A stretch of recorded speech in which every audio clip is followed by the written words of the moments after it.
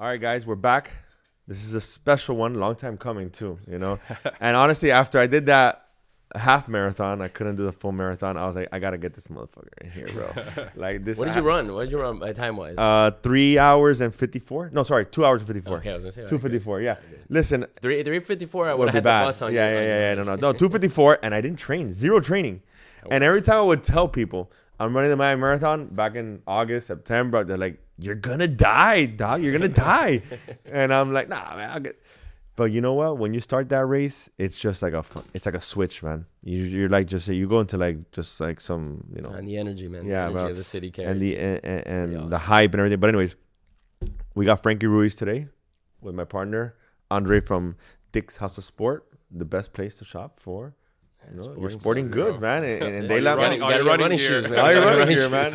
Thank God I went there, because if not, my feet would have been killed. Frankie, for those people who may you not run in, by the way? What shoes? I ran on Clouds. All right, cool. Are they good or? Yeah. Well, no, those are all questions I have for you.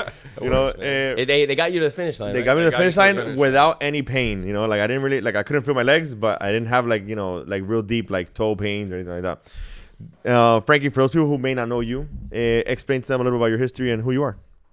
So I'm a lifelong born and raised in Miami. I've learned to do all things sort of with Miami in mind. So I've been in the running space mainly, bringing people together for races now for the better part of 25 years. I'm also a high school cross-country coach at Belen, which I enjoy doing probably more than anything else, besides being a dad and a husband. But besides that, I also work with Emmy and the team over at Breakwater, helping bring fitness and events into their hospitality world. So that's been a lot of fun especially on the community side. And yeah, I'm the chief running officer at Lifetime still. So I'm the co-founder of the Lifetime Miami Marathon. And yeah, I guess one other side of me is kind of my nighttime job, which is I run about 10 different run clubs in Miami under Baptist Health's sort of title as a sponsor of everything from the Brickell Run Club, which is one of the largest in the world, to a South Beach Run Club, to Kendall, West Kendall. We're all the way up in Pembroke Pines. We're opening one now in Miami Lakes. They're all free, and that's kind of my nighttime job after I'm done coaching cross-country kids. So. Bro, You don't stop. I was about to say, I thought I was busy. Brother, pero how did this take us a little bit back? I'm curious to know how the relationship evolved between you and Breakwater and Emmy, because I see you guys a lot together a lot, and Emmy's a dear friend of ours, and he's an excellent person, you know. Yeah. And then how you got into the running space, you know, because it's easy. I mean, there's a lot of people in the city that run, but you turned it into like a business, you know, and then you're passing along your influence with all you've done within the community. I didn't know there was so many run clubs. Yeah. So to start with your first question about Emmy, Emmy and I went to FIU together. We actually were in a fraternity together, so we got to know each other back in our college days, and I knew he was in the club business and the hospitality kind of world at the time. I mean, that's how it, you know, you would go to if you were going to a nightclub, you knew you had to call Emmy. But anyhow, we became close friends. We were in the same pledge class for the fraternity, and we stayed in touch. And one of my best friends is Alex Montecon, which is Emmy's business partner. Reached out to me and said, "Hey, can you connect me with that guy Emmy that you know does the nightclub stuff?" And I said, "Yeah, sure." And I've got this idea, and the idea back then was actually the beginnings of the Wharf, and I set them up. Yeah, I set them up for a couple lunches, or I don't remember, breakfast or lunches, and they connected. And Breakwater is you know what it is now with Regatta and John Martin's and a whole bunch of other things happening. So. You had the original idea of doing what? No, I didn't have the. No, man. Don't give me that much credit. No, man. Don't give me that much Emmy credit. one time told me that somebody else brought that idea to him. You know. Yeah. It was his business partner. Well, I don't know the actual name. I don't know that part of it. I won't tell you, but I know that the concept and where it was and everything was basically, you know, one of my closest friends, Alex Montecon, who had sort of that vision for the river itself. I got to give him, people don't realize this, but Montecon basically is responsible for reviving the Miami River and bringing a lot of life to an area that was forgotten in Miami. And so, yeah, Alex came to me and said, "Hey, can you reach out to Emmy? And Emmy was, I think, between music festivals and doing a bunch of things. Eventually, I pinned him down, and I said, you got to listen to this guy. He's one of the smartest guys in Miami. He's into development. He's into real estate, hedge funds. I mean, this guy does it all. We ran cross country at Belen together. That's how we became friends. And I said, got to meet with Alex. And, Alex is sort of behind the scenes a lot of times, but he deserves the recognition for a lot in Miami. He's usually a win-win business guy. He doesn't do deals that are one-sided. So I said, Emmy, you got to listen to him. So Emmy did meet up with him, and here they are. I think, I don't know how many years later. Yeah, they're doing the Dream Hotel. But their Dream, amazing, they broke ground this year, the Dream crazy. Hotel, and so a couple years ago, Alex reached out. He's like, hey, look, keep doing the running stuff. That's your world, but and Emmy too reached out. Let's bring some of that into our hospitality, where I think they saw the bend in the road, which is hospitality sort of meeting health and fitness, meeting live events. It's meeting, a changing Miami, which happens to be, like we were saying before, a healthier place. See what you can do to bring that in, and then also help us with some community and government relations stuff. And so I sort of divide my time between a bunch of different things I do, but that's been one of my main focuses as of late. So. And you said your biggest passion right now is the cross country coach?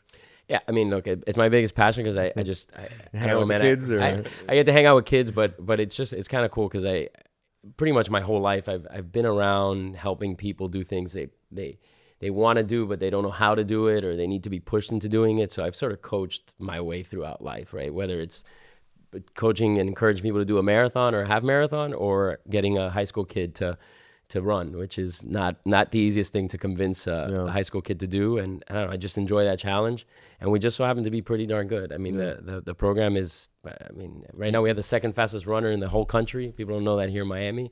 But Cuban kid, actually Alex Mantecon's son is the second fastest kid right now. He's a junior in the entire country. He's for the 5K, for those that don't know what cross country is. 5K? So he's brought his 5K times. I hope I don't get this wrong. 14:22, I believe. Wow, that's insane. He's pretty darn fast. Every school in the country's after him.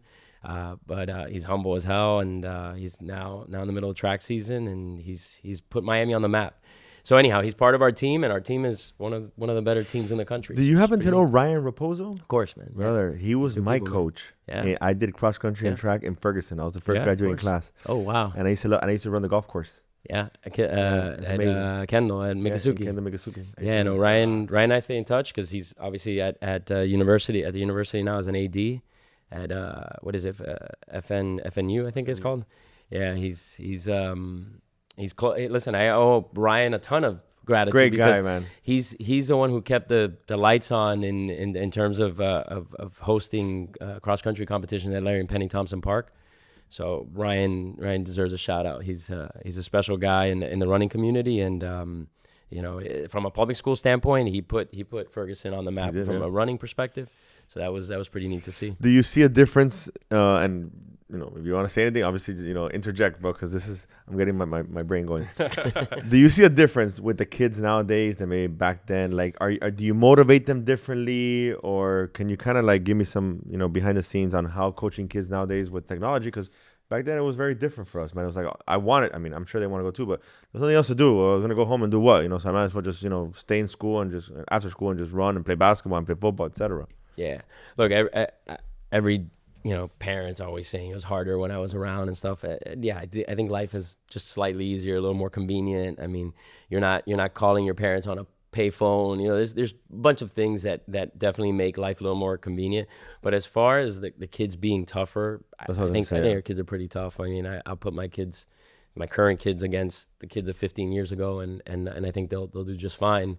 But you do have to work through a lot of distractions, and Miami itself is a big distraction. Yeah. That wasn't the case maybe 25 years ago, and definitely there's a little further development on the wealth side. So you fight a little bit of long vacations and things like that to keep them in line and in practice. But I don't know, man. I don't think these kids are any less tough or, less willing to work hard.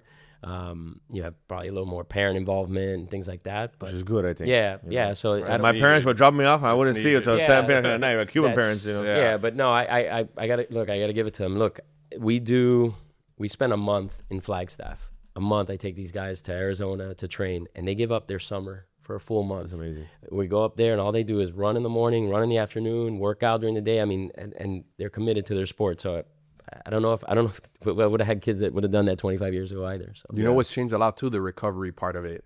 We just had a media day with Matter Academy. These guys just won state champs last year, and their coach was just telling me how, like, with all the technology we have right now, the recovery process has changed so much. So like after they pitch, they're going to the recovery room. They got all of this technology that's telling them like when they're good to go, what else they need, all of this crazy stuff. And I think like the youth now is a lot more invested in that type of stuff. Yeah. Well, it's not only on the tech side. Well, it is a part of the tech side, but the shoes themselves allow you to do a lot more, right? Like it's not, your parents may have made fun of you and said, oh, you don't need expensive shoes. Yeah, like the and ones, or you get the Shacks from I used to run Walmart. barefoot or whatever, but nowadays the shoes matter. So obviously you know what the shoe wall looks like now at your stores, and it's between the foam and the efficacy of that foam and how long it lasts and how it lessens the impact to the body. You can do more. You can push the body harder, and that's helped tremendously for sure. Talking about that, I did a half marathon, 2 hours and 54 minutes. I have proof. I'm gonna get you a shirt that says 254, baby. That's good, I should have. That's good. That was good. No training, but I think a big reason for it was the shoes I had on. I had really cushiony shoes, the On Clouds. I think they were called the Trailblazers or Trail Run or something along those lines, which I took a picture of them. I put it through ChatGPT. I have like 6 pairs of On Clouds. And I was like, the night before, I was like, which ones do I use? And it gave me like an analysis on all of them. Thank God it chose the right ones. But what are your top running shoes? You went real deep that I don't think about those things on how the shoes developed and its efficacy, etc.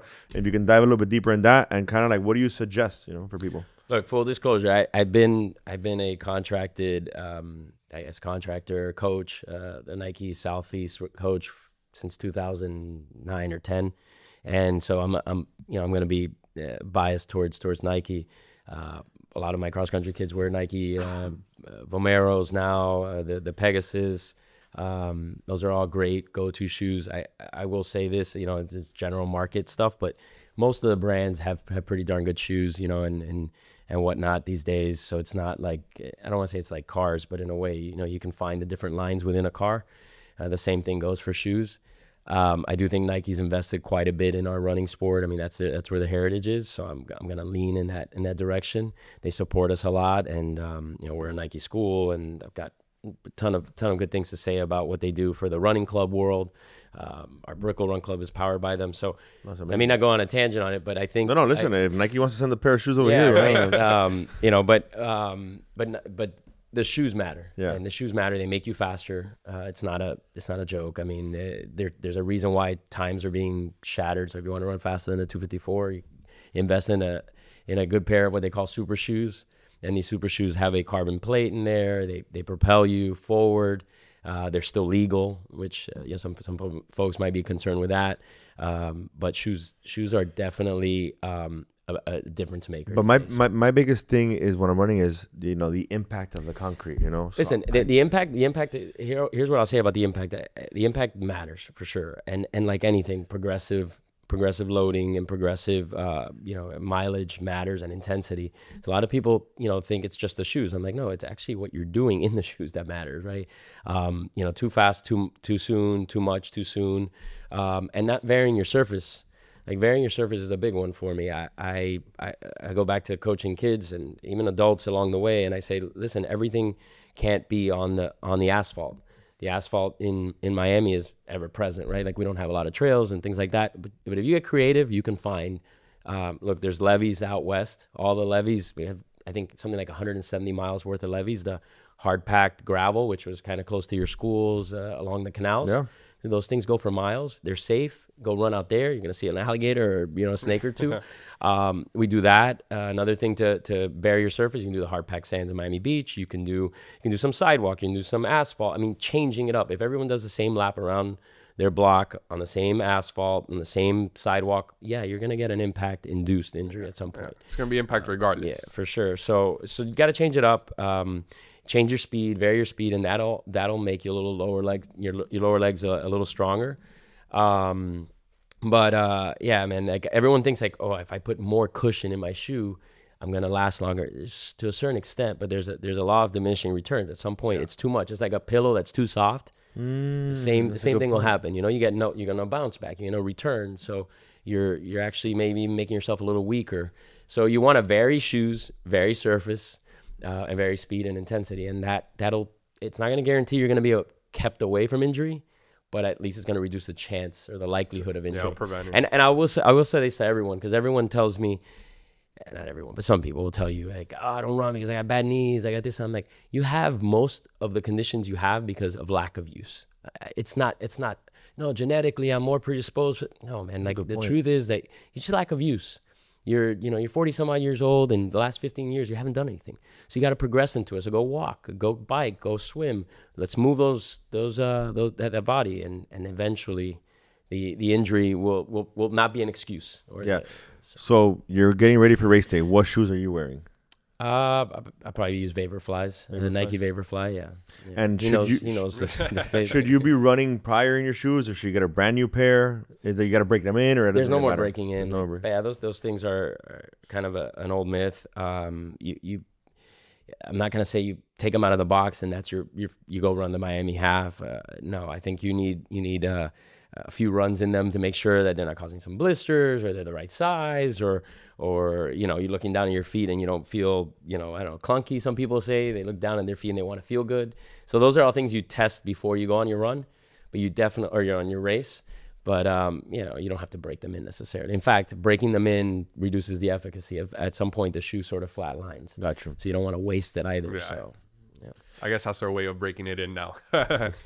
Go on a test run. Yeah, I love it. So if I were you, I would spend, because I used to own a running shoe store, and still part owner of one of them. Which one? At Go Run. So it's amazing, man. That's amazing. So Doug and I go way back. But you stand next to the shoe wall, and you can learn a ton about people as they come in, but you start to realize that like everybody has a different foot, everybody has different likes, dislikes, colors matter. It's something exciting actually. So when somebody gets into running, like go get fitted, like go through the fitting experience, because it's not about going online and just finding the cheapest one. That may work. It's like playing kind of like roulette. You might get lucky, but the truth is there's nothing like putting on a pair of shoes. Because I can tell you, hey, look, I like this model, I like this pair, but you put them on and they're just not. Brother, to your point, I wore another pair of On Clouds. Like they were skinnier, smaller, they looked leaner. For the 5K that Live Like Bella I did this weekend. Yeah, and I saw that. Put that race on. I was there. Oh yeah, that amazing. I didn't see you there though. Yeah, dude. The reason why you didn't get lost in the course is because I was on the bike in the front and leading everybody. Because I signed up late, so they gave me like the walking ones, but I ended up running it anyways. I did like 36 it was awesome. minutes. They had a record crowd. We had a record crowd out there. So over 2,000 people. Amazing, man. I saw your story. No, amazing. So many people. Yeah, and I wore some black On Clouds. They were like much thinner that they gave to me for the holidays. Yes. And after like a mile and a half, my feet were killing me. And I was like, brother, I was in more pain. This might sound crazy. After that 5K than when I did the half, bro. And I was like, the shoes really do matter significantly, But to that point, my wife that ran it with me, she goes, hey, I need a pair of running shoes. And I'm telling her today, we have a partner event this afternoon. There you go. At Dick's. So then I can't get her a pair of shoes. Like I was gonna go straight to the ones you told me. Do you have those there? The Nike Flies over there? Yeah, perfect. I was gonna go straight to that wall. I'm buying that pair of shoes. I'm gonna buy them this afternoon. So just to test them out. What size? Right? Make sure he's got his 11 and a half. No, he's on the treadmill too while you're there. But now you're telling me to, I should go get fitted and everything. So I should probably take her to go get fitted and stuff. Does it depend? Like male, female? Yeah, man. Yeah. You definitely want to get fitted. Some people think they're a shoe size that they're not, because that's the shoe size that they wear in heels or in dress shoes or whatnot. And every shoe fits a little different. So maybe in one shoe you're 10 and a half, the other one might be an 11, even though it's the same brand. You want to go through the fitting process, have a kind of almost a thumb length in a thumbnail of space, because you do swell up a little bit, you shift a bit, but people like them tight, people like them loose. I mean, there's it's a matter of preference, man. At the end of the day, you want to be comfortable, and that's the fun part about it. Like instead of just getting online, you get to go in person. Like you're starting a sport maybe for the first time. Like you wanna enjoy the experience. Like you want to feel good about it. That's right. All right. Very underrated question.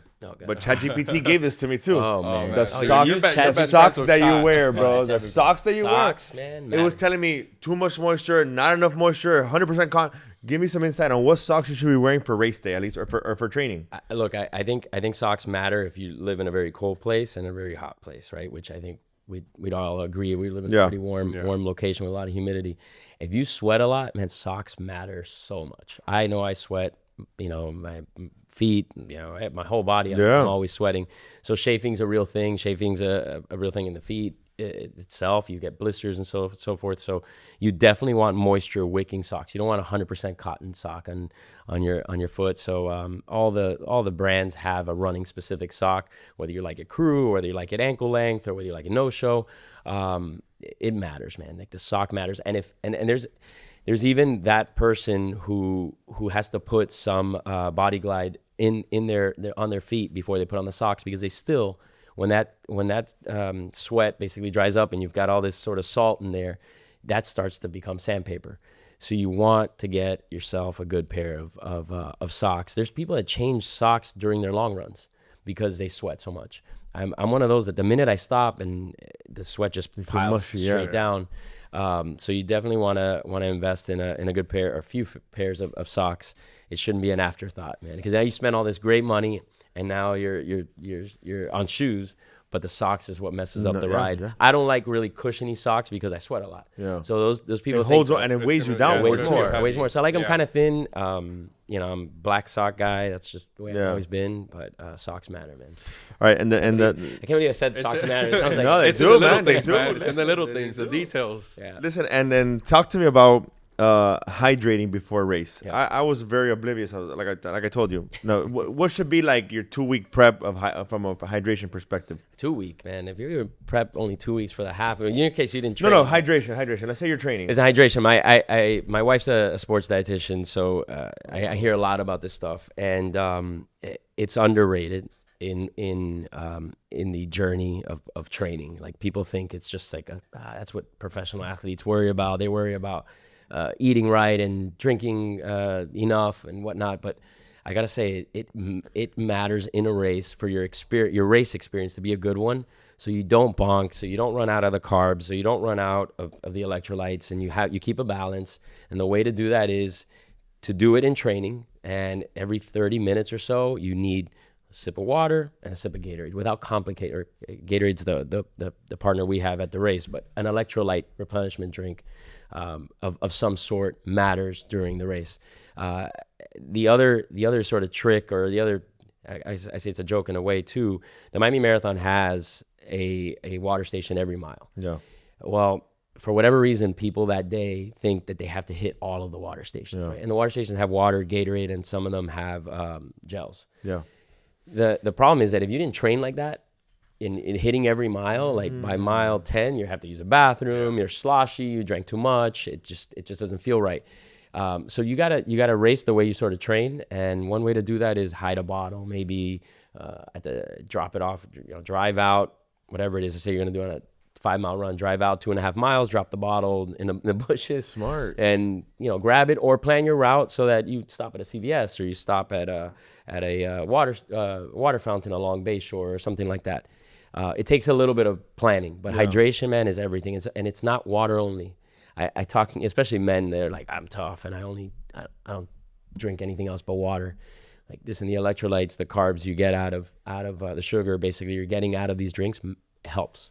It helps, so you don't have these drops. There's a reason why everybody starts off really good and everybody feels great, and mile 10 hits and they tank. In Miami, the humidity, it usually gets warmer. And they haven't been stopping enough to have some Gatorade along the way, and they have problems. And what do you think your night before meal? Are you trying to load up on carbs? The night before meal, I mean, don't do anything crazy, right? Your maybe week leading up to is adding a little extra salt in your food. Definitely the carbs. We make these mistakes, of thinking that it's only the night before, but you want to kind of be loading for a few days leading up to, not overdoing it, because that's the other problem. The other mistake people make is the night before they're like, I gotta have 2 plates of spaghetti, and then they overdo it. One way I manage it personally is I like a little more complexity. So I'll have maybe whole wheat pasta. So I don't have to have as much of it. And then the morning matters more than the afternoon. Some people worry so much about the not afternoon, the dinner, but the morning matters. Plan your morning a bit with whether it's some fruit or mainly carbs. Don't make the mistake of having a stack of ham or something. Like some people will drink or dairy, a lot of dairy. That'll mess with you. But and don't think so much about the dinner. The dinner matters. Breakfast matters, as I said, but the lunch before, like that's where the problems start. Gotcha. Because some people are like they eat like crap that Monday let's say it's a Saturday morning race, right? They eat like crap Friday morning, they eat like crap, or they may even skip breakfast, and then they have a huge lunch, and then at dinner they're like, all right, I heard you have to carb up, and they take in. I also keep the sauces light, just oil, keep it simple, maybe a little grilled chicken. This is excellent advice. Not that I'm asking for myself for next year, but no, man, you're gonna train though. I'm Your wife did it too, or no? She didn't do it. But you know what happens? Look, my sister called me, and we did it in memory of my mother that had passed away around that same time, 15 years ago. So when she called me, she was like, "Hey, let's do a marathon," and I was like, "Coño, let's do a Miami marathon." She was all right, so I just signed up, and then I got my daughter and everybody in there. My daughter ended up backing out, and then it was me, my sister, and my brother-in-law. And she came to town because she lives in North Carolina. She flew down, and we're hanging out for the week. And they kept they've been training on the treadmill and this and that. And they see me going out, and obviously I drink when I go to these events and everything. And they're like, "Oh, you're not ready," teasing me. And I'm like, "Listen, I'm ready to go." I said, besides, in my mind, the whole time I was like, I'm gonna stay back with them to not leave them, etc. So the day before I go, I eat my thing. I'm good. You know what helped me a lot? I think you guys gave away some little packets. And I want to give a shout out to those people. I don't know who probably never second. The little hydration packs. Yeah, it was with the I don't know which ones they were giving out. I don't know, man. Phenomenal. I drank like one the night before and the night before that when I went to get my bib. Woke up at 4 a.m. Got kudos to you because I thought it was gonna be a shit show, bro. It was super smooth when I got to downtown. Parked easily. Everybody walked in line, in order, everything on time. It was really, really, really impressive, honestly. I don't know how, which we'll get to that, but how what was it, like I think that's 20,000 people or something? That's a runner's thing, too. Very coordinated. Yeah, super coordinated. You'd be surprised in Miami. We get anxious, man. By waves and stuff, and everybody going, and everybody hyped up, everybody stretching and stuff. You had good bathrooms, plenty of bathrooms there for everyone to use.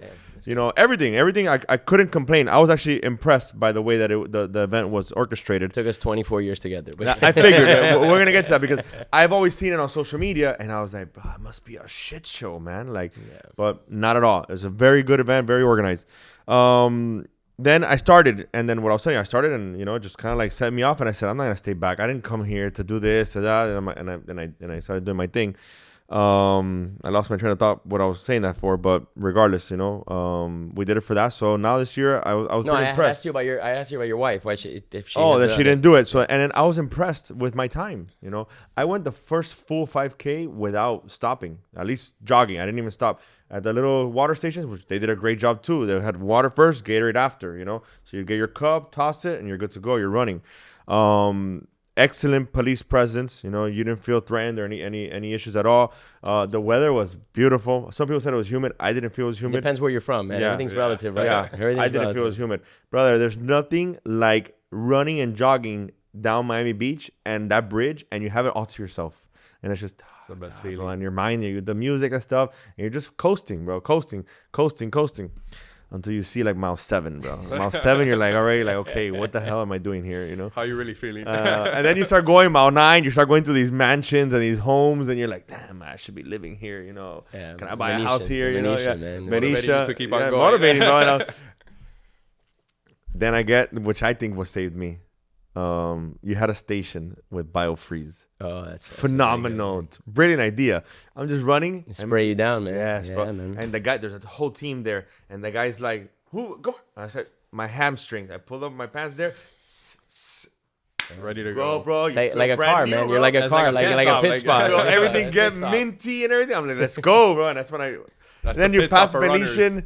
You get in, and there was people there starting to hold signs. No, you're why'd you do this? And now you're starting to bring it from the end. You're digging deep now for this stuff. Yeah, right. When you got Venetian's kind of quiet, because it's obviously hard to get out there. But when you get off that bridge, it's just like Yeah, you feel the energy, man. You feel the energy and everyone there. And then you see the people around you, you know, like I saw 80, 90-year-old people. I saw los viejitos that, you know, they can barely move, jogging it. I saw people in wheelchairs. I saw, like, it was very, very, very impressive.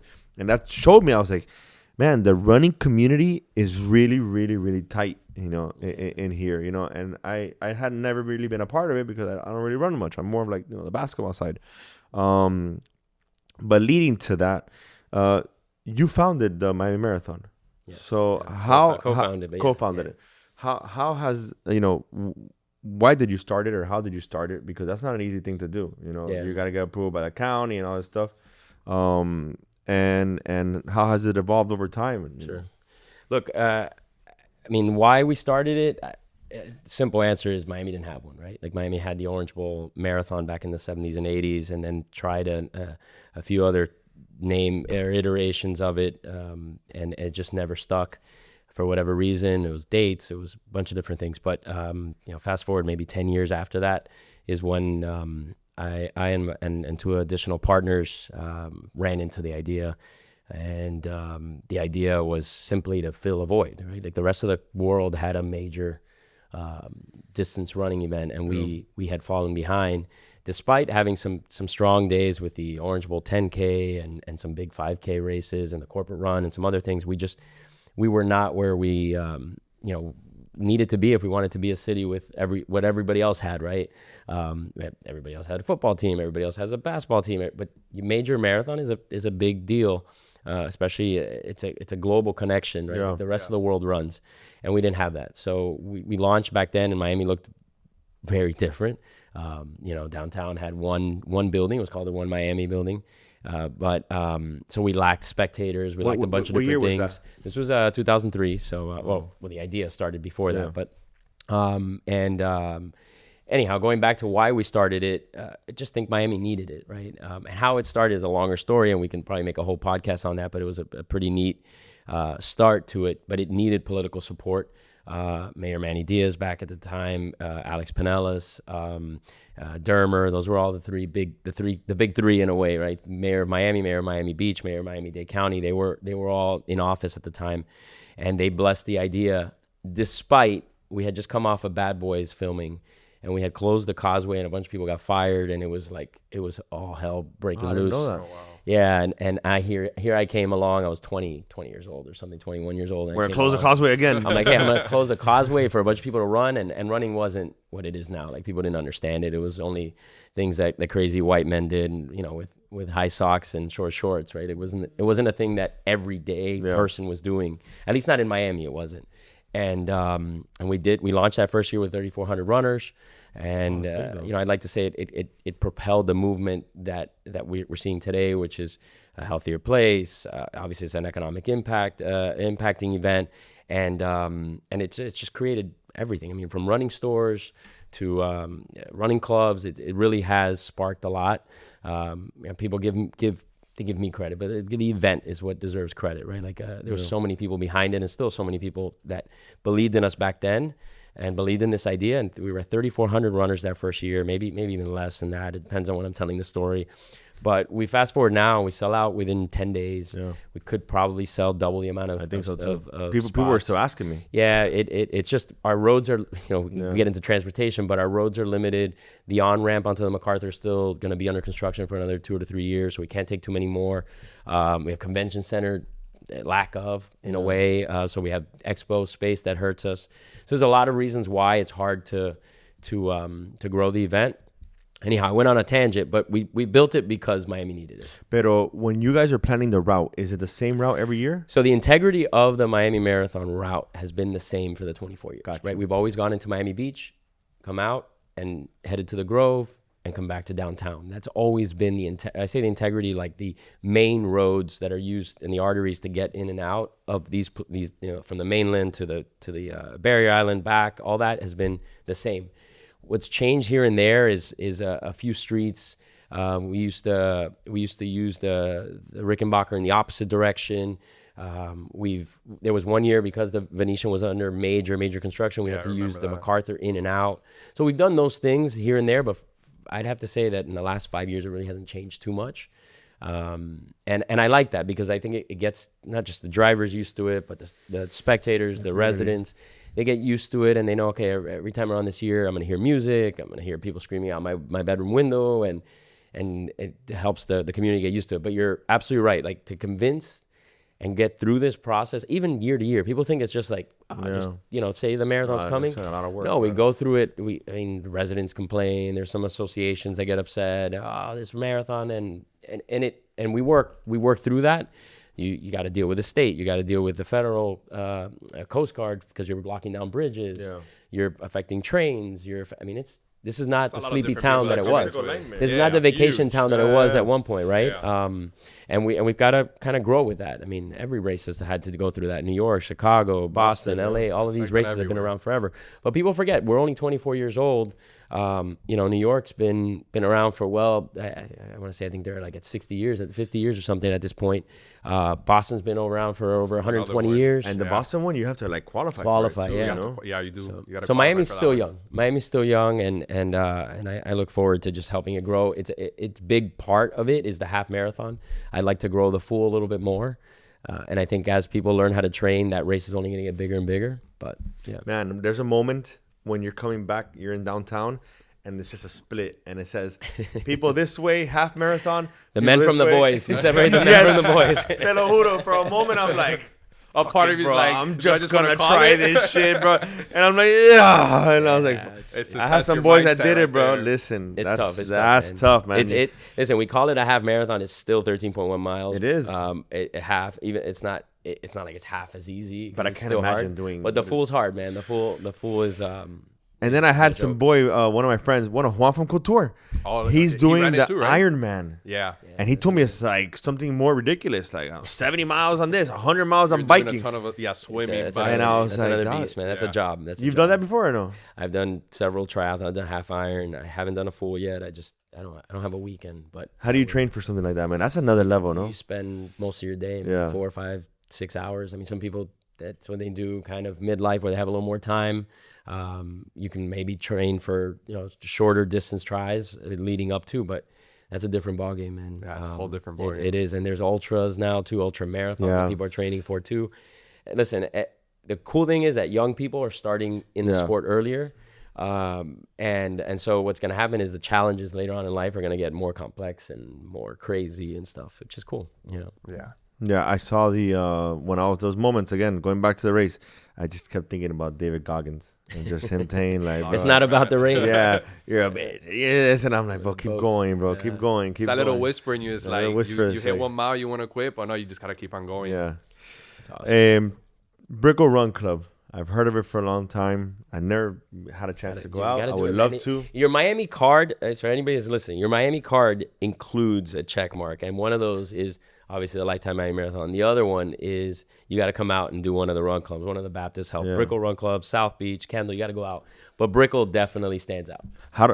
When do they operate? How does it work? How did it start? So we started in 2010. So kind of before running was as cool as it is now, if it is cool. I think it's super cool. I hope. I'm getting into it now. I'm running every week. It was weird. Before you finish, I did the Miami half marathon. And my body was kind of like asking me to run again. And that's why I signed up to the Bella, to the Live Like Bella thing. And I was like, you know what? Like, I felt so good after that. My body's like, okay, let's go do this again. It felt good. And that exercise in general, man. Like, in a way, like the body needs to move, man. Yeah. We're sitting down for all day. You're on a computer. Yeah, you're just, car in traffic. Like, be moving. You got to get yourself to sweat at least once a day. So, but yeah, so the Baptist Health Brickell Run Club is something we started in 2010. It actually was the second big club, or I would call it modern day type of running club, because there was clubs before, but it was more traditional. Like you had to pay a membership fee and this and that. In 2009, we had the South Beach Run Club out of a little store called Mr. R Sports that later became Zara, and now it's the Nike store all the way down on the east side. So we started that in 2009 with like 2 or 3 runners out in South Beach. It grew pretty quickly, and then we started looking across the bridge, and a couple runners were like, "Hey, Frankie, I think we need to start something in Brickell." And we started Brickell Run Club in 2010. We just celebrated 15 years. And the groups out there, it's every Tuesday night, 7 o'clock. It's free. 100% free. I don't ever ask you for a dime. Wow. And we still give you a bottle of water courtesy of Baptist. We're constantly giving you giveaways. Nike comes out all the time. We've done stuff with Dick's. We've done all over. How many people show up to that? So we've had nights with 2,000 people on average, and I'm not exaggerating. On average, we do about 800. 600 to 800 is a. And where do you like? What's the route? It's about 12 to 15 different routes. We try to impact the community and drivers and so forth the least amount in consecutive Tuesdays. So we'll change things up, especially when daylight kicks back in. We have more routes, but it's rain or shine. 50 weeks a year. The only 2 days we don't go is 2 weeks during the holidays because Christmas and New Year's. But no matter what's happening, I don't care if there's. You're going. We're out there 6 inches of water. We're there. Tropical storm warnings. We've been there. We want to be that consistent thing because a lot of things in Miami were really fickle at when we started. Yeah. Like start and go. It's gonna rain. Oh, I don't know. And We're not sure. we're like, no, man. In our thing, this was gonna. I gave a TED talk on this, and I said, if you're gonna be committed to running, man, you can't wait for perfect, right? Like you can't be like, oh, it's a perfect day. I'm gonna go put on my shoes because if you wait for perfect, it's gonna happen twice a year. You gotta go when, I mean, look, you ran cross country in high school, right? Like, I'm sure Ryan made you run in the rain because the race goes on, right? And as we get to be adults, we're like a little more picky. I don't want to wet my shoes. I don't want this. We show up no matter what. The pacers, the runners, we all show up. It's about 3 to 3.5 miles, so about 6 kilometers. And it's an out and back route. We usually end back at Fortune at 1300 Brickell Avenue. Those folks have been great to us. Fortune, Edgardo, and his team have let us camp there every Tuesday. And so wait, so it starts where? At Fortune International, 1300 Brickell Avenue. We're right on the corner of Brickell and 13th, basically. 7 p.m. you start to see people come out. You're coming out. But of the 7 drains. p.m. we're running, or 7 p.m. we gather. 7:07 we take off. Got you, 7:07. Yeah. So get there like at 6:45. Better. Yeah. I mean, you start to see that the bodies start showing up about 6:45. We have a DJ every week. Full on DJ. How long do you run? About 3.5 miles, 3 to 3.5. I call it the optimum social distance, which is a little longer than a 5K. So now you can finish that and think I can go do a 5K, and it's long enough that you're willing to drive to. So we get people that ride the Bright Line from Palm Beach to come run this. Damn, that's amazing, man. Nice social run. Yeah, that's amazing. And then you said you have one in Kendall too? Yeah, so we have 10. We have 10 different ones. So we all the way out. And the furthest one I have is West Kendall, and we have one in Homestead. Homestead Hospital has one. West Kendall Hospital has one. We have them at Go Run. We have one at Lifetime out of the Gables. Lifetime. We've got out in Sunrise at the Sports Complex. We got one at Pembroke Pines at the Nike store. I got one at South Beach at the Nike store. And I'm missing one or two in between. Oh, we have one at Doral. The one in Doral is pretty big, about 100, 150 people show up. When's the Doral one? Doral's on Monday nights out of the Baptist urgent care that's on 36th Street, I think it is? Or? Yeah, in downtown Doral. Oh, downtown Doral. Colina's development. And we've been there for a few years now, and that group has grown. So on a weekly basis, our run clubs touch about 2,000 people. There's about 2,000 people that roll through with us and do the different run clubs. But I'm going to say this, as much as I've led these 10 run clubs and I'm proud of these 10 run clubs, there's over 60 run clubs in Miami-Dade County alone. Last count. I mean, you might want to count maybe some South Broward guys in there, but 60 plus. We have a run club coalition of leaders, and we all just got together just to kind of keep ourselves friendly. And there's a run club everywhere, man. Like they're Sunday morning, Sunday afternoon, Friday night, track, you name it. It's out. You should do like we gotta get one out of Dayland. Yeah, start at Dayland. And now that once you're hooked up to the underline, because that's what's gonna happen soon, you're gonna be able to run the underline, and then the Ludlam Trail is gonna intersect right there. So you've got it's right there. I've been running around on Tuesdays there to like find different routes. You know what's great by your place, and this goes back to the levees. One of the most underutilized assets of our community are canals. Along the canal beds, along the canal edges, you can run the water's edge there. You can run right behind Dayland. I think it's about a mile and a half. Yeah. Behind on grass, beautiful. See ducks. Maybe see a gator here and there. See a iguanas. nice sunset too. I saw a really nice sunset the other day. Yeah. Listen, the Kendall one, because I have a lot of people from Kendall. I'm from Kendall too. Which one? I grew up in Lakeside Meadows. Oh, man. No way, man. I grew up. My parents still live there. I went to Doolin. Oh my! I went to Doolin, but I went to Ferguson too. You're young. When is the Kendall one? So our Kendall one, Baptist Health Kendall Run Club at Go Run is on Wednesdays. That one's been running for a long time. Like that run club is probably at least maybe 11 years old. But it starts from where? The Baptist? So 16? No. We start at a Go Run. We Gotcha. start at Go Run Wednesday night, 7 p.m. That group's about 70 to 100 people. It's got a lot of flavor. They play salsa music after the run. I mean, it's Kendall, man. It's Kendall yeah, for yeah, you. yeah. It has to. We run through Indian It's at home. hammocks. We run through Miami-Dade that's a good College. one. We run up 117th over the bridge. That one's got a lot of soul to it, man. But you're not in every club all the time, right? I wish, man. I've got 7 and 5 year old and a wife, and I gotta go home sometimes. But I try to bounce around. You'll probably see me on Tuesdays for sure because it's just one of the bigger ones at Brickell. But I'll go everywhere, man.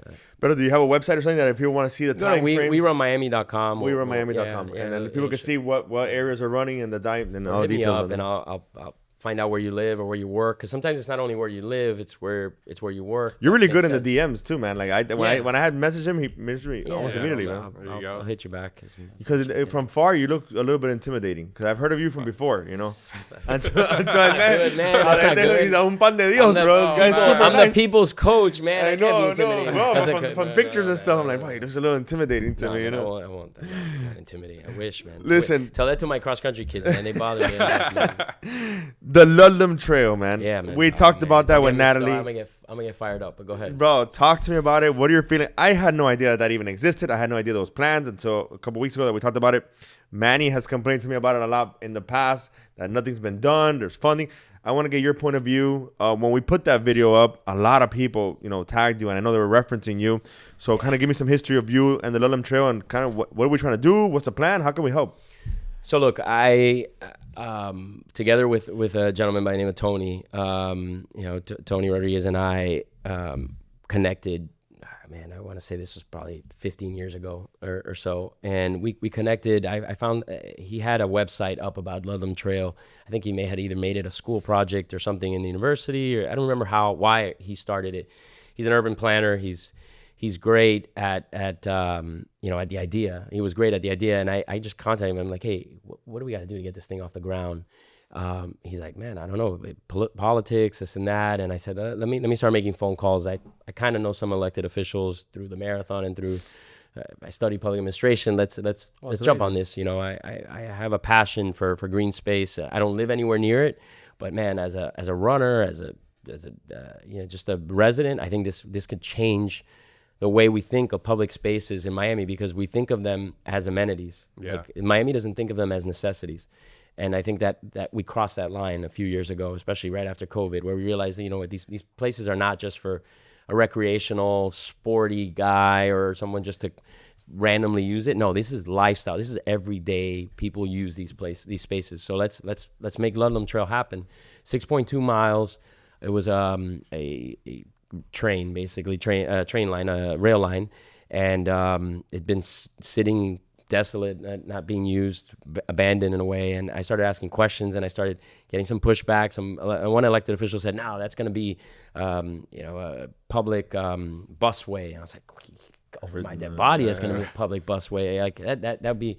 I don't even own property near there, but I'd be losing my mind if you're going to put a bus behind my my beautiful 2-acre homes that some of which are there. So I'm going to fight on this. And I started together with Tony. We started Friends of the Ludlam Trail and a few other neighbors back then. And the first thing that came out of FECR, which was the owner of the company, was like, "Show us the money. We're not just going to give this away. This is land." So somebody owns that? That's owned. private land? Yeah, Owned, it's yeah. property. Owned, okay. Yeah, owned at one point. And Miami-Dade County, we convinced the county, and with some state money with Commissioner Sosa at the time, to back the funding to acquire these 6.2 miles of rail line. And with some creative development nodes and so forth that would make it viable and at the same time serve some housing needs. It came to, and the county now owns it. It's under the Parks Department, but like everything in government, it gets stuck if you don't stay on it. It's not my full-time job. I wish I had my entire life dedicated to these things, and it's fallen off of some radar screens. I know the county's still working on it, parks are still working on it, but we've just reinvigorated our Friends of the Ludlam Trail team. There's a gentleman by the name of Peter he's asking, he's like, why, he was part of Friends of the Ludlam Trail early days, and he's like, hey, we gotta get on this thing again. So we are back on it. We're pushing buttons again. The last I heard was monies were taken away from what was allocated. Don't ask me why or how that happened, but so there was already funding for it, and then they pulled it. There was funding for design. There was funding for development. I do know Alex Montecon has done like developers have along the way. They've developed their sections. The bridges are being designed as we speak, because that was one of the big things, that it had to be contiguous, and now that's being done. Some of the I saw some renderings, man. No, there's sections already finished. Oh, okay, I didn't know. There's sections finished, but they've been finished by the private side. Gotcha. The public side has done nothing. So we're I think at a point, I mean, there's arsenic that's been found, so that's why you're seeing fences up. But there's this. Look at what Meg did over at the Underline. Granted, that was land that was owned, but already by us, or by the county. But look how fast they've moved, right? Like 10 miles, and they're at 70%, almost, right? Almost there. Why are we started actually? I think I want to say we started before the Underline. Granted, we had to go through acquisition, and I'll give all the credit where it's due there, especially with then Commissioner Sosa. But there's no excuse for this thing now, man. Like now I'm talking about maybe my kids using this stuff. That's embarrassing, right? Like anytime we have underutilized space, you're gonna hear me talk about another park that I'm working on out in Doral. Anytime you have underutilized space that's behind fences, that is not being used for public good, and it could be used, it's safe and whatnot. I think that's a form of fraud to its taxpayers and landowners. Imagine you own land and they put up a fence around it, like you can't use it. You can't use it. Maybe your kids might use it. That's wrong. Like, it's wrong by all accounts, right? Like, so shame on the electeds along the way that have kicked the can. I know the current mayor is behind public spaces, and I think she's doing what she can. Commissioners that are in that area are also pushing, but it's kind of like, the administration continues to kind of kick this can, and we don't have Ludlam Trail right now, right? So what do we need to do? I mean, I think the troops have to be rallied, right? Yeah. Like, I think Friends of the Ludlam Trail is going to start knocking on doors again, asking questions, and like anything, you just have to keep your eye on it. I know there was a federal study that had to be done, and there's some bureaucracy that had to happen no matter what. The NEPA study that because that when we had Commissioner Natalie here, she's big. She's big supporter. open to support it. Support. No, and Commissioner Rosalo from the city side, because there's a section of it that comes close to the city and within the city boundaries. So I think the consensus is it has to get done. Now the funding is the next, and that would actually help. Question. I mean, it might be crazy, but if they do it the right way with like a biking path and running and everything, it would help people travel all the way up, because it cuts right all the way transportation north, too. We don't have that in this city, man. Where you can really walk anywhere and just missing. I think it would change the way we think about our public spaces west of US 1. Yeah. Or in this case, west of the Palmetto, right? Like we are. West of US 1 and east of the Palmetto. That section of Miami is sort of, we don't think of it the same way. We think of the sexy places, and we think of the Rickenbackers, and we think of the Bayfronts and South Point parks and so forth. But the truth is, the suburbs are, it's where everybody lives, right? Like these folks pay taxes too. They deserve nice, world-class amenities, and that park connects parks. That linear park connects parks. It connects schools, connects businesses, it connects developments. And it connects you all the way to the airport. Yeah, that goes all the way to the Dayland Station, which is where he's at with Dix, and from there you can actually keep going on the busway, and take that all the way to Homestead. Like, this thing connects everything. So that's a major push that we need to make them for that. I love what Christie did in Doral with Doral City Park. That was beautiful. But look, that was prior administrations having the vision, and then somebody taking it across the finish line, right? Which we know that administration has done that. What Doral needs now is a track. Doral needs a public track. The other thing I'll say about Doral, which is really not within the city limits, we're working with Commissioner Bermudez on Waste to Race. It's another 5K. I'm going to get you signed up for that. Waste to Race 5K, which is coming up now and at the end of March. And that race is being held in a landfill, the landfill on 74th. It is a park that... Didn't they tear that up? Did they No, move that finally or no? It has nothing to do with this Gotcha. land. This land is a dormant landfill Gotcha. that was... it's been dormant for 50 years. It's safe. It's taken off of the federal register of whatever it is, unsafe lands. And this park, if you get up there, you're going to be blown away. I don't know if you've ever been to Vista View, but Vista View in Broward is where all the runners go to run, use hills to train.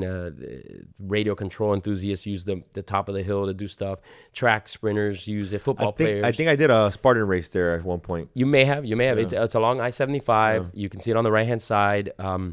Anyhow, it's in Davie. We have the opportunity to have something like that. This park would be one of the largest parks in all of Dade County. Wow. This thing has a fence around it, and nobody's wanted to make it into a park. Luckily, is it on the east side of the turnpike? It's on the west side. The west side of the turnpike. Yeah, this is in the heart. Like this is 5 minutes from downtown Doral. Wow. 5 minutes from downtown Doral. Right there then. And anyhow, we're having a 5K So give me the race. status on this then. Yeah, man. So the status is that I believe they're developing a soccer portion on the what you would call on the south side of the park over by some county lands or county facilities that they have, and the back side of this would be this massive park, which one loop around this park is a 5K. That's how big this park is. Oh yeah. This park is huge, and if I'm not mistaken, this park is bigger than Tropical Park. We deserve this park. Yeah. We deserve this place. So Commissioner Bermudez, the mayor, the parks director, solid waste folks, all need to kind of everybody come together and make this thing happen before our kids, can use it at some point. I think we deserve to use it. I think you should run for politics, bro, because you have the vision, man. One day, man. One day, but when I have the right not the right reasons, but between job, career, and family life and so forth is in place, I don't want to get into it for the wrong reasons, to use it as a stepping stone for the rest of my career or anything. No, but you have the right vision, you have the leadership, and you have the support of what you need in order, at least in the parks department, like that's that'll be amazing. I don't know how much power you have in there, but go a little bit higher than that and to make things happen. Yeah. You mentioned something that's dear to my heart, and I'm sure to all of us here: Tropical Park. Man, Tropical Park. Tropical Park is an embarrassment. I know. Tropical Park is an embarrassment, and not to anybody that's currently in office or currently runs the park, but we've let that park get to a place where it shouldn't be. You shouldn't get to. The track hasn't been touched last time I redid that track in 2015. Brother, you know what's crazy? You tell me. Can't see the lines. You can't see. No. I'm running. I played flag football there, and used to play at football games, my high school football games from there. And I ran that track in the 5K, and I see the lines are it's embarrassing. And that track is one of the most popular recreational amenities this community has. If you go there from at 6 a.m, you can always see there. Thousands, not dozens, thousands of people using that track. And that track deserves to be redone, and it doesn't cost much. We're going to spend a ton of money right now on stables and the horse area, which needs it. We need to throw the track into that project as well. But, man, we have a hill that's falling apart. We have shelters look like whatever. The bathrooms look terrible. When you run through it, you realize. And listen, to their defense, 270 acres in that place. 270 acres being run by maybe 10 people. My lot is 5,000 square feet, and I struggle to keep the grass cut, right? Yeah. So I can only imagine what it would take to run that. So I definitely have to preface by saying it's been either underfunded, underprioritized, undermaintained. But that park is used 23 hours a day. I think that's 1 hour. Always packed. I play softball on Tuesdays there. I play pickleball there. Pickleball, baseball, softball, soccer. High school games, everything. Yeah, high school teams play there. Fishing. It has an arts thing. It has the horses. It has everything. They did that arts thing in the beginning. I've never been inside, but it looks nice. It's all right next to the baseball field. They do a lot of events. Right? They do Christmas Loud and Live is doing a great job with that project. They've done a great job there trying to pick it up. And look, I'll give you a long, I don't say a long-term project, but something we've been on for a while. The lake over by Miller. If the county got together with, I don't know what it's called now, MDX or whatever the Expressway Authority is, and the state and so forth, you can actually do a loop around that lake. But right now you can only do 3/4 of a loop because you can't connect. Yeah, it's just connect. behind a fence. Yeah. If you were able to do that, that place would be packed. Oh, Right yeah. now, the walking paths in tropical don't make any sense. You run into each other. Yeah. They don't really loop. They kind of run into each other, run into a rock. One of them Yeah. runs into the back of the hill. The other one dies at a shelter. The sidewalks in the park don't even make sense. Yeah, that would be a huge No, the unlock. basketball courts are.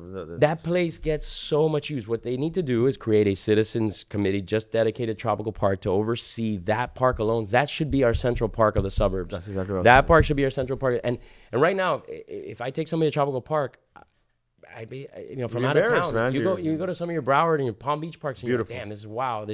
This place, there's picnic tables all over the place. got all of Parking, it. you don't even know where to The park. wood pieces are falling wood apart, bro. piece. That boxing gym is falling apart. Yeah. I mean, I know it's a staple in the community, but it's falling apart as well. Yeah.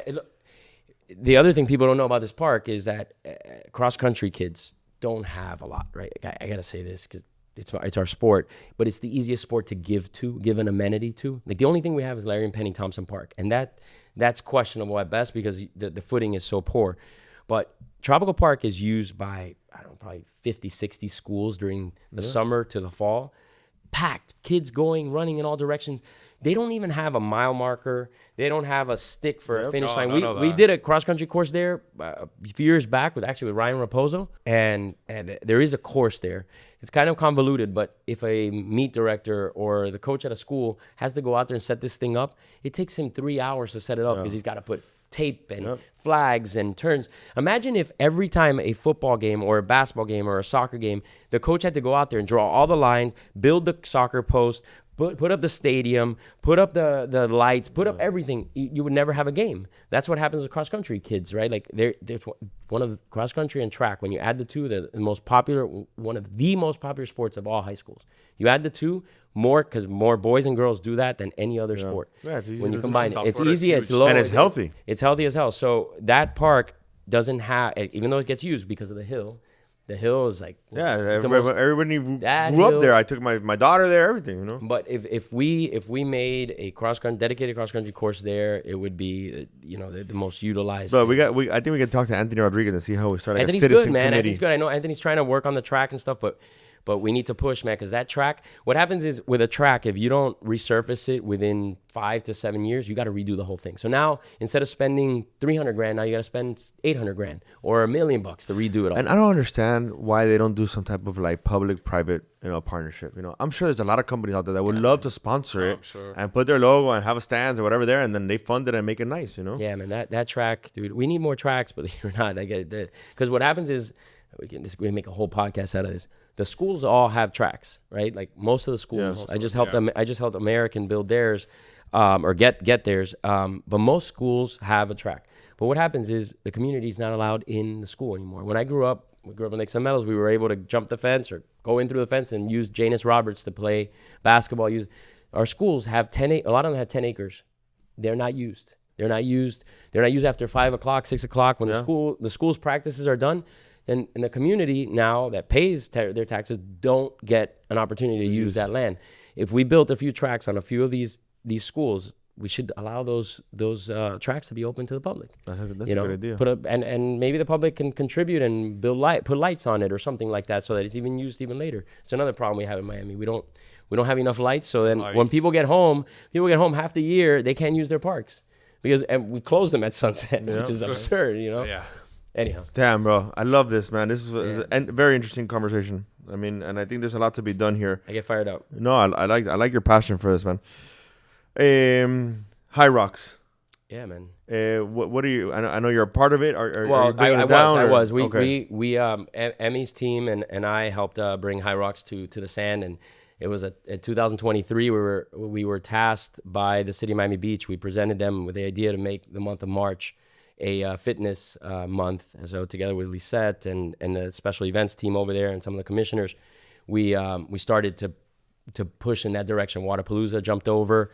We have the 305 half marathon, which packet pickup's going to be at Dick's, and the Lifetime 305 half marathon, which is an incredible race. Sold out, unfortunately. But the launches. Lifetime one starts from where does that go from? So it starts in Miami Beach, and it ends in Miami Beach. Gotcha. But it uses the Tuttle and the MacArthur. It's beautiful. It's a very regional locals friendly race. Not that the other races aren't friendly, but it seems to be pretty well attended by our kind of tri-county area. But that kicks off the month of March. So as part of the month of March and fitness and so forth, we had a couple years back to help sort of crash the spring break party, bring Hyrox in. We brought Hyrox into the sands of Miami Beach, a 50,000 square foot tent, hard as hell. People didn't know what Hyrox was, and now Hyrox is one of the largest fitness racing events in the world. I'm not saying that Miami Beach was the reason, but it was one of the reasons it put it on the map. But what does it take you through? So Hyrox is a series of fitness exercises, if you will, disciplines within things you would find in a gym, right? Like, so the ski erg, the sled pull, the wall balls, all those things you do, lunges, so forth. You do that, and in between you're doing some running. Got you. What I've got now is we're bringing in Athics will be coming to Miami Beach in March. Hyrox is still coming, but they're in April. Yeah, they're in April. They're going to stay at the convention. Now they're going to be at the convention center, but we're bringing Athics to the sand. So it's almost following a similar path here with Wodapalooza and now Hyrox and so forth. But that is fitness racing, and it's open to anyone, and it's not CrossFit, but let's say if CrossFit, strength training, running, Hyrox, all had a baby, it would be what fitness racing is, right? Like, or this particular discipline of fitness racing. A little less running in Athics. You're running on an assault fitness type of curved machine, so your running is a little less, but it's it's strength, it's endurance, and it takes about 2 to 2.5 hours. You definitely got to train a little bit for it, but that's going to be mid-March, basically, to March 20th and 21st on the sands of Miami Beach. But the month of March now, look, Commissioner Suarez, the mayor, everybody over at Miami Beach have really made Miami Beach now a health capital, right? Like a health and fitness capital. How crazy how it's come.